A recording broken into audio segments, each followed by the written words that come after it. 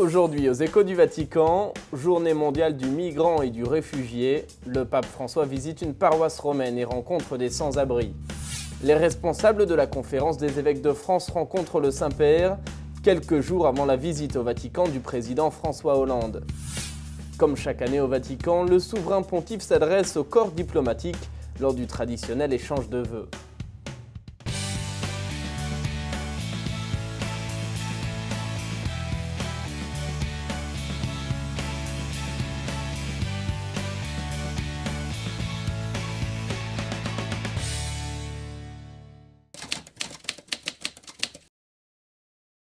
Bonsoir à tous, soyez les bienvenus sur ce plateau, bienvenue aux Échos du Vatican.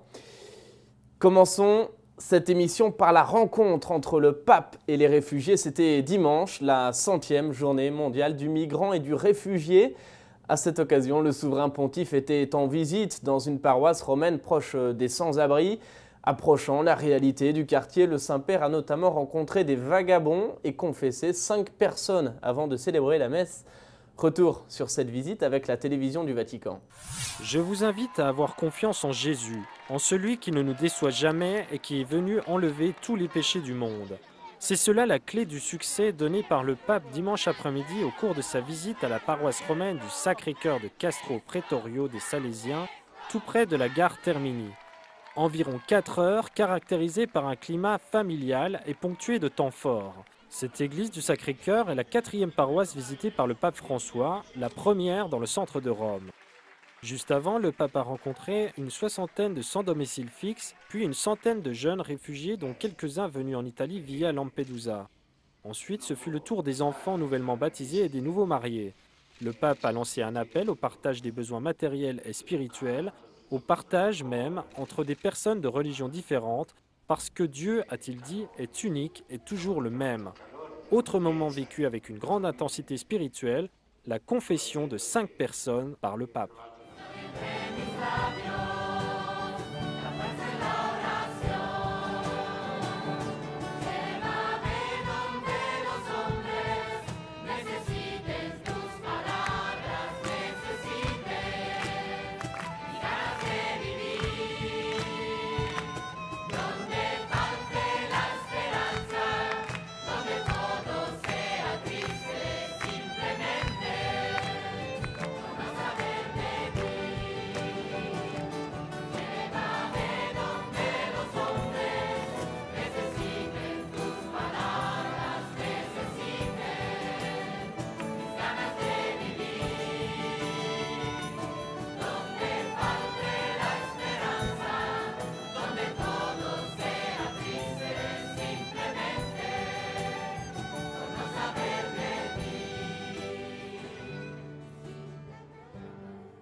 Les migrants, on l'a vu, ont une place toute spéciale dans le cœur du pape. Il l'a montré dimanche en rencontrant des réfugiés et il a évoqué leur souffrance avant cette visite lors de la prière de l'Angélus. Saluant les représentants des diverses communautés ethniques, il a invité les migrants à ne jamais perdre espoir.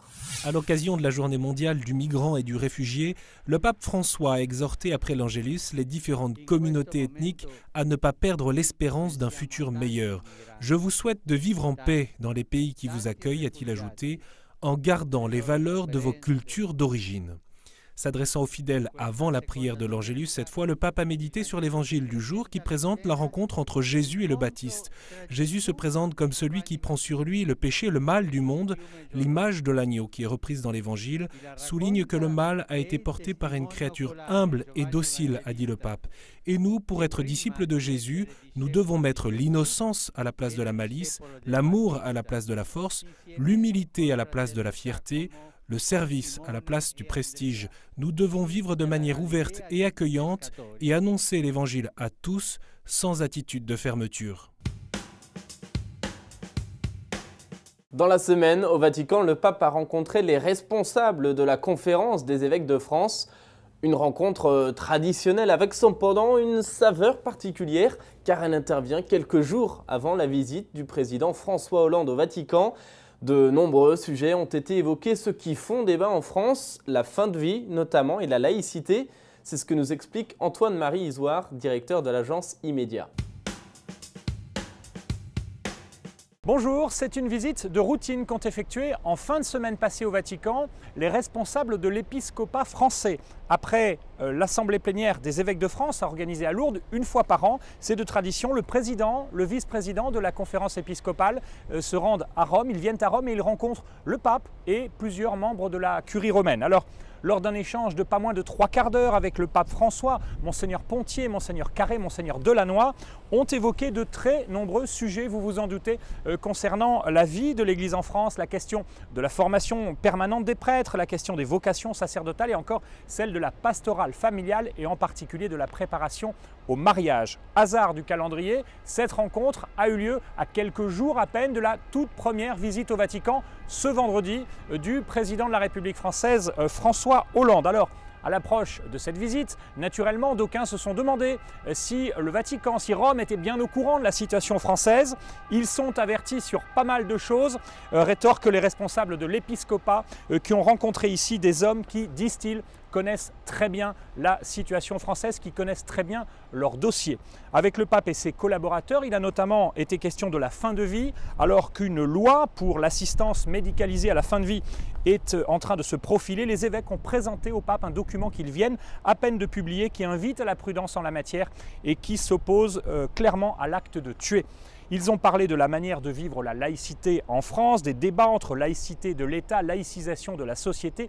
Il a aussi été question de la place des religions et de l'islam en particulier.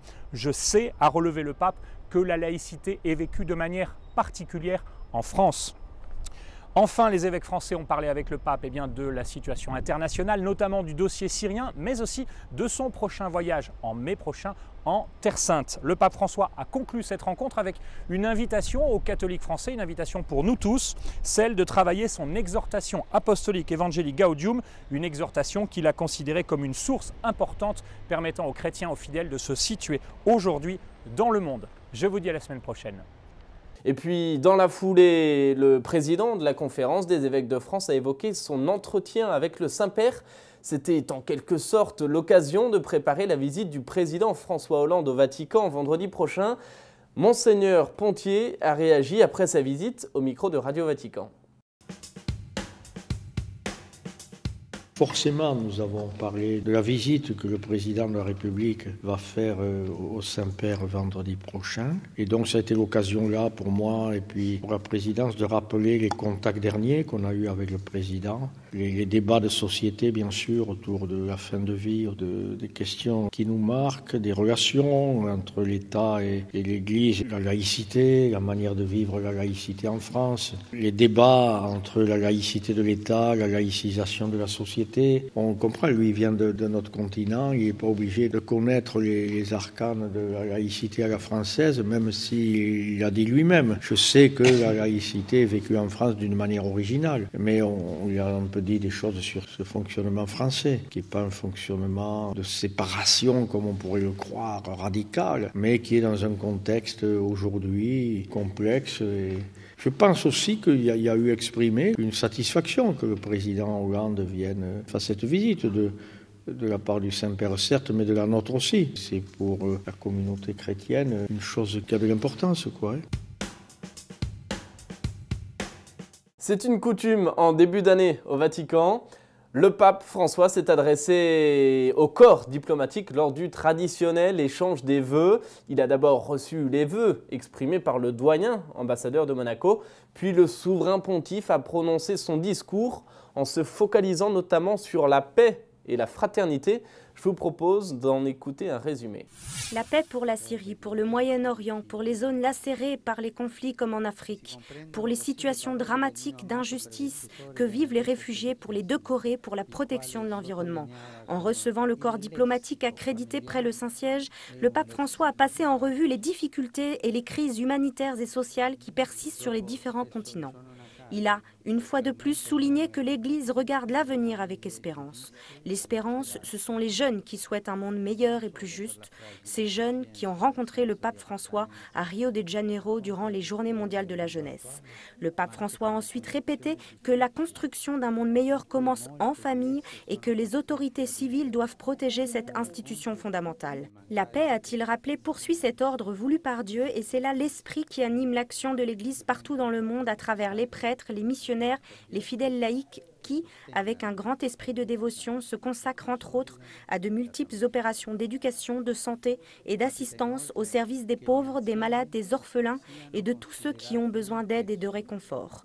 À partir de cette attention d'amour, l'Église collabore avec toutes les institutions qui œuvrent au bien commun comme à celui de chacun. Le saviez-vous ? Le français est officiellement la langue diplomatique du Saint-Siège. Le Vatican est donc enregistré comme État francophone auprès des organisations internationales.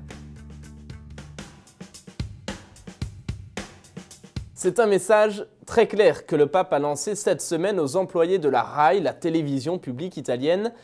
La qualité éthique des communications, a-t-il dit, est une responsabilité à laquelle le service public ne peut abdiquer en aucune raison. En recevant les employés au Vatican, le Saint-Père les a invités à réfléchir sur la valeur et les exigences d'un service d'information publique. On fait le point sur cette rencontre avec la télévision du Vatican. La RAI, la radio-télévision italienne, entretient une bonne relation avec Radio Vatican et le centre télévisé du Vatican pour permettre aux Italiens de connaître l'activité du pape et du Saint-Siège. Voilà ce qu'a souligné le pape François au cours de l'audience accordée à la RAI à l'occasion du 60e anniversaire de la première retransmission télévisée et des 90 ans de la radio. Le pape a rappelé à tous les collaborateurs de la RAI le rôle du service public de radio-télévision, un service d'intérêt général qui produit de la culture en plus du spectacle. En dernière analyse, a-t-il dit, la qualité éthique de la communication est le fruit de consciences attentives, toujours respectueuses des personnes, autant de celles qui font l'objet de l'information que des destinataires du message. Chacun, selon sa fonction et sa responsabilité, est appelé à veiller au maintien du niveau éthique de la communication, leur a dit le pape. Une question, à présent, le Christ est-il divisé ? Cette question de l'apôtre Paul a été reproposée par le pape cette fois-ci à la délégation œcuménique de Finlande. Les membres ont été reçus au Vatican en fin de semaine à l'occasion de la fête de Saint-Henri, patron du pays. Je vous propose d'écouter un résumé de son allocution. Le témoignage chrétien doit se concentrer sur l'essentiel, sur l'annonce de la venue de Dieu, a dit le pape lors de la rencontre avec une délégation œcuménique de Finlande pour la fête de Saint-Henri, patron de la Finlande. À notre époque, même le chemin œcuménique et les relations entre les chrétiens traversent de significatifs changements, dus en premier lieu au fait que nous nous trouvons à professer notre foi dans le contexte de société et de culture où la référence à Dieu est toujours moins présente, comme par ailleurs tout ce qui réfère à une dimension transcendante de la vie. Alors le témoignage doit se concentrer sur l'annonce de l'amour de Dieu qui s'est manifesté dans le Christ, son Fils. Nous trouvons en cela l'espace pour grandir dans la communion et dans l'unité entre nous tous, en faisant la promotion de l'écuménisme spirituel qui naît directement du commandement de l'amour laissé par Jésus à ses disciples. Nous devons nous concentrer donc sur le cœur de la foi, disait le pape lors de cette rencontre. Eh bien, nous devons aussi la transmettre et jouer un rôle actif dans l'évangélisation. C'est encore une invitation du pape lancée cette fois-ci lors de l'audience générale. Mercredi, le Saint-Père poursuivait son cycle de catéchèse en s'arrêtant sur le sacrement de baptême qui, dit-il, est un fleuve qui irrigue la terre. On écoute un résumé de sa catéchèse. Frères et sœurs, le baptême fait de nous des membres du corps du Christ et il nous fait entrer dans le peuple de Dieu, un peuple en marche dans l'histoire. La grâce est transmise de génération en génération par le baptême, à l'image d'un fleuve qui irrigue la terre et répand sur le monde la bénédiction de Dieu. Le peuple de Dieu est un peuple de disciples missionnaires. Tous dans l'Église, nous sommes disciples, tous nous sommes missionnaires, chacun à la place que Dieu a voulu. L'évangélisation est un appel à la communion trinitaire, communion dont nous vivons déjà avec Dieu par l'action du Saint-Esprit reçu au baptême. Nous sommes une communauté de croyants dans laquelle chacun, malgré sa faiblesse, est canal de la grâce pour les autres. La dimension communautaire fait partie intégrante de la vie chrétienne et de l'évangélisation. Cette semaine, le pape recevait les employés de la Floreria Apostolica, le service chargé de la logistique des cérémonies du pape. Dans son allocution, le Saint-Père les a remerciés pour leurs soins, leur professionnalisme et leur disponibilité avec lesquels ils font leur travail. « J'ai compris », a-t-il dit, « l'importance de votre travail qui demande attention, sacrifice et patience lorsqu'il s'agit de mettre en place chaque semaine des milliers de chaises pour les audiences générales. Je vous encourage, a-t-il poursuivi, à persévérer dans la fidélité à vos devoirs et à maintenir entre vous une atmosphère de sérénité, de confiance et de bienveillance. Ce travail, a conclu le pape, est au bénéfice de toute la communauté de travail au Vatican. Autres employés du Vatican, les attachés de l'antichambre pontificale. Ils étaient reçus, eux aussi, par le pape qui a souligné d'abord la délicatesse de leur mission d'accueillir les visiteurs et salué aussi leur attachement à l'Église et au pape. Le Saint-Père a affirmé que le palais pontifical est la maison de tous les membres de l'Église catholique qui y font l'expérience de l'hospitalité et d'une chaleur familiale soutenue par la foi. Mais le véritable propriétaire des lieux est le Seigneur, a-t-il précisé.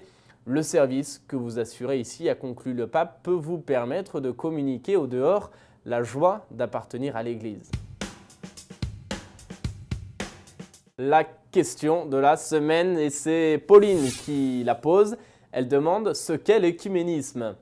Eh bien, l'écuménisme désigne en fait l'effort des chrétiens qui recherchent l'unité entre les différentes églises, catholiques, orthodoxes ou réformées.